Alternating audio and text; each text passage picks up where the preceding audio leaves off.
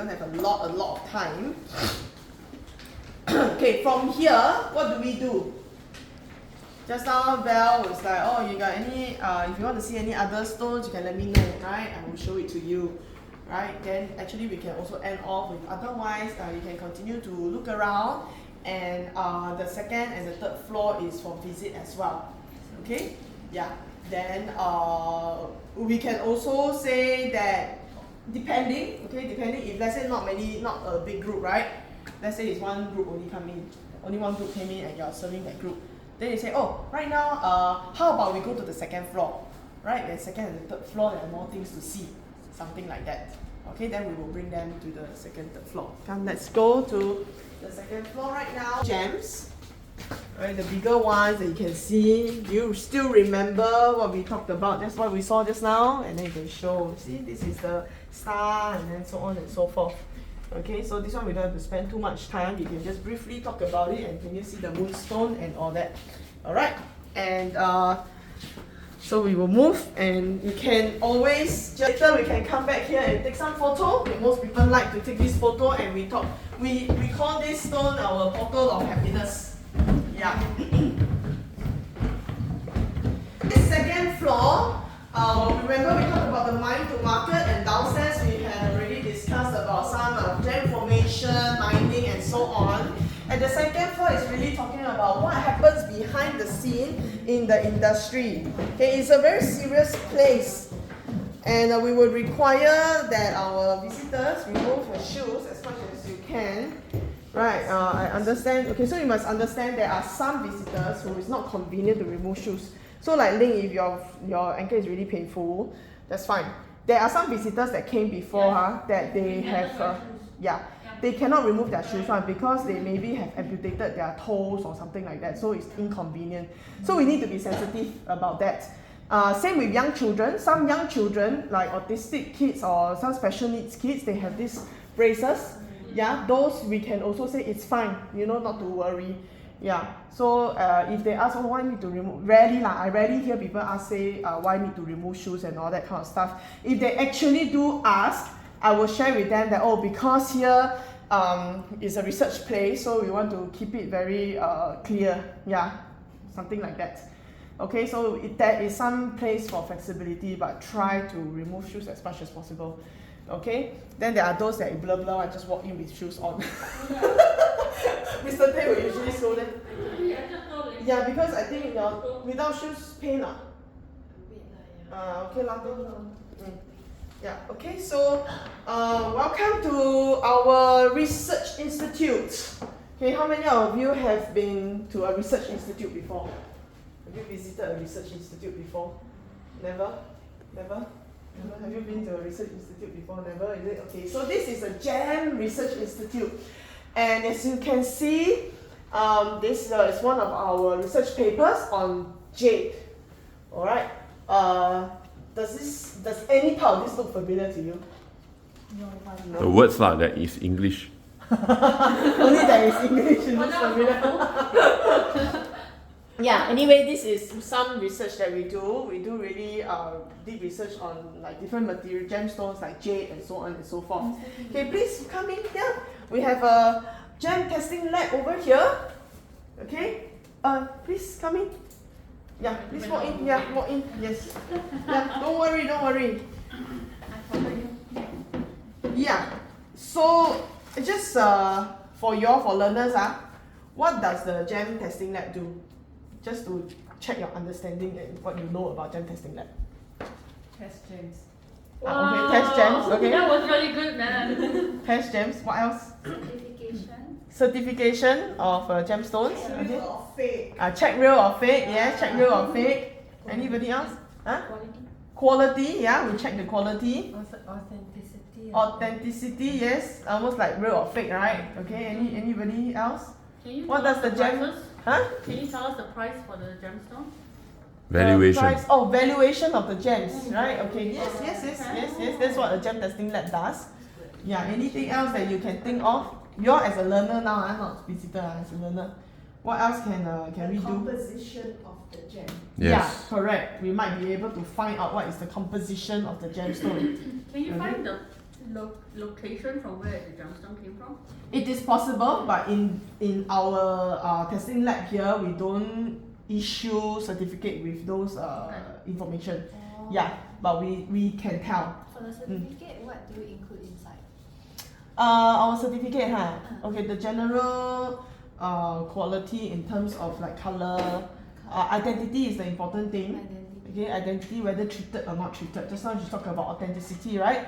So, and she talked about real or fake. More often than not, it's more of we test whether natural. First, identity, what is it? Then natural, not natural. Okay, if natural, is it treated, not treated? Like that. Okay, otherwise it may be imitation. What kind of imitation? Yeah. Okay, so in very simplified manner lah. Okay, so good. And of course, we do grading, quality. So for quality, we talk about quality grading, especially like diamond grading. Okay, in terms of valuation, we need to know the quality before we can give a value to, right? Which we will talk about quality and value on the third floor later on. Okay, so what is the role of a gem testing lab then?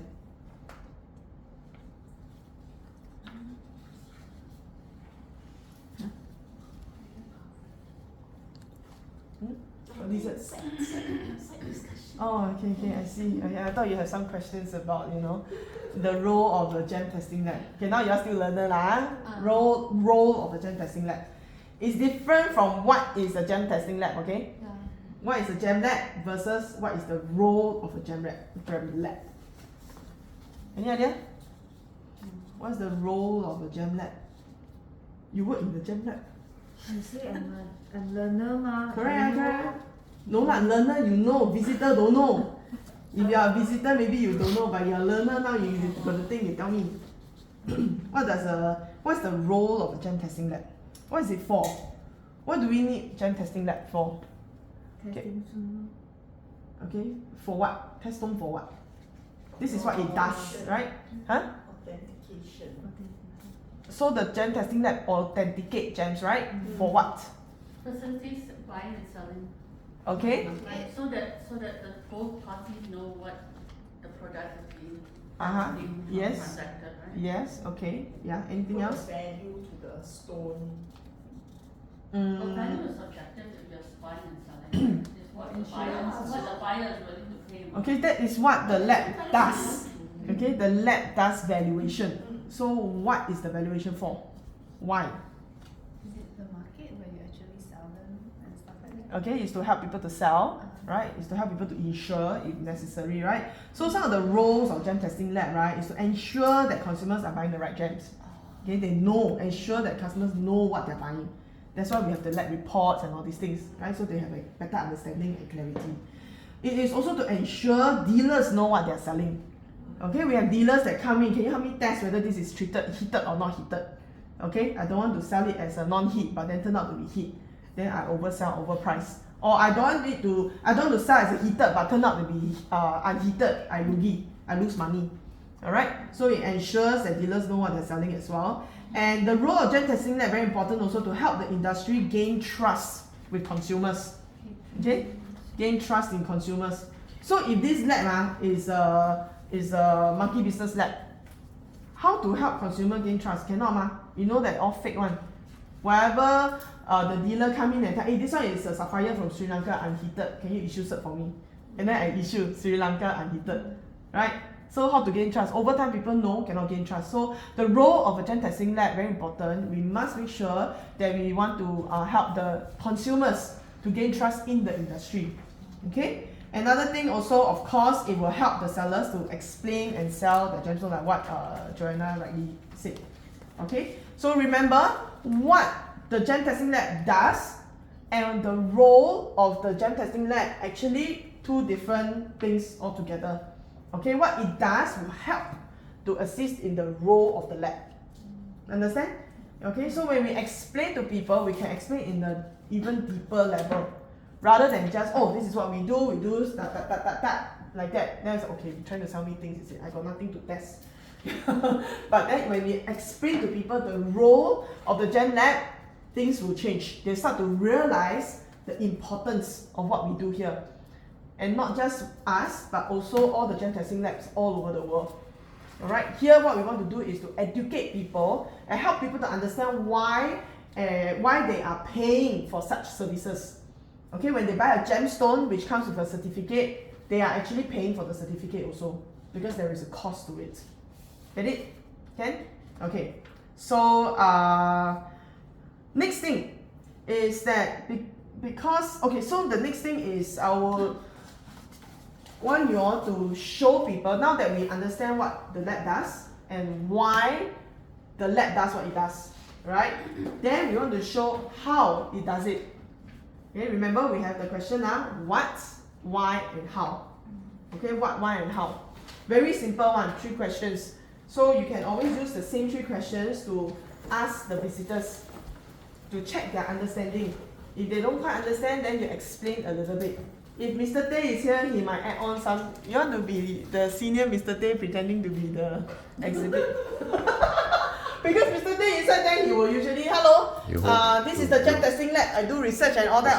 And then the tendency is that. He says I'm the living exhibit. Yeah, I'm the living. Yeah, that is quite a zoo. Huh? Zoo animal inside. Yeah. It's not So, okay, so the tendency for him is. You want to pretend to be your father? Hi everybody. Hi. I'm the living exhibit. Yeah, okay, so think about how you want to engage your visitors with that comments. Usually they will get cracked up and then they will laugh. Okay, then the next thing, if Mr. Tay finds that this group of people are worth talking to, he might just come out and start, you know what he does? Yeah, he just takes over. Have you seen this one? Singapore map. Seen before? 200 million years old.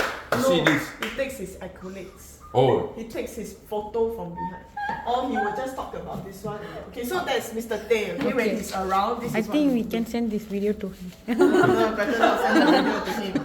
So what Mr. Tay will usually talk, he will come out and say, yeah, I go to all over the world to do research, Korea, Thailand, and Australia, Malaysia, and all that. 46 years. 46 years, correct, right? Yeah. So if the visitors, they are foreigners, they maybe come from US, New Zealand, Australia, or even Europe, right, Switzerland, he will start going on to talk about, oh yeah, see this one, I go to Switzerland. One of the only Asian there, and talking about it like that. Okay, so question, what should the docent do? I think you all have experienced that, all of you have experienced that thing before, right? So, especially Joe, right? Okay, what would you do? Quiet, standing there, diao. And let him talk. Okay? Learn from him. Learn from him, okay? Yeah. I learned from him. Okay, learn from him. I haven't done. You haven't experienced before? Yeah. Really? Okay. I will learn, but I will gauge the how interested they are. Okay. Then what would you do? Like what would I do? Mm. Like I would like in some way include like to make it like asking questions, but it's diverted towards the topic that like the visitors are more inclined towards. Okay. Like let's say if they were interested in jade, right? Mm. Then I will like ask him, oh, these 2 visitors are very interested about jade. Like, do you have anything to share? So like. Oh, yeah. okay. Maybe a mistake. Okay, never mind.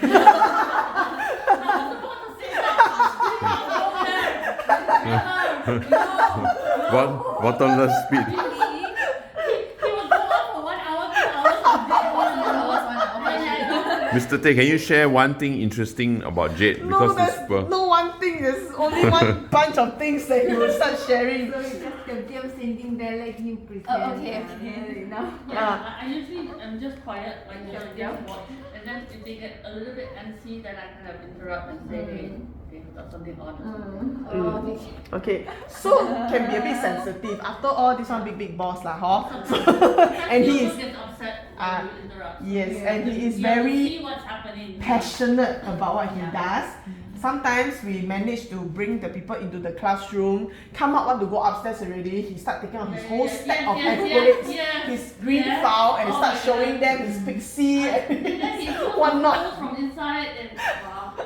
Yeah, okay, so this is a situation, very real one. We need to know how to handle. It's not even about the visitors anymore because most of them will be quite entertained by him after up to a certain point. Oh, okay. Okay, so we need to know how Most to of them facilitate. appreciate him. Yes, most of them will really appreciate. Yeah, so they do listen. Correct. Most of them they will appreciate. However, because remember why are we doing this program? Is for one purpose, that is when visitors come in, right, whether we meet him, okay, they have a more or less consistent experience.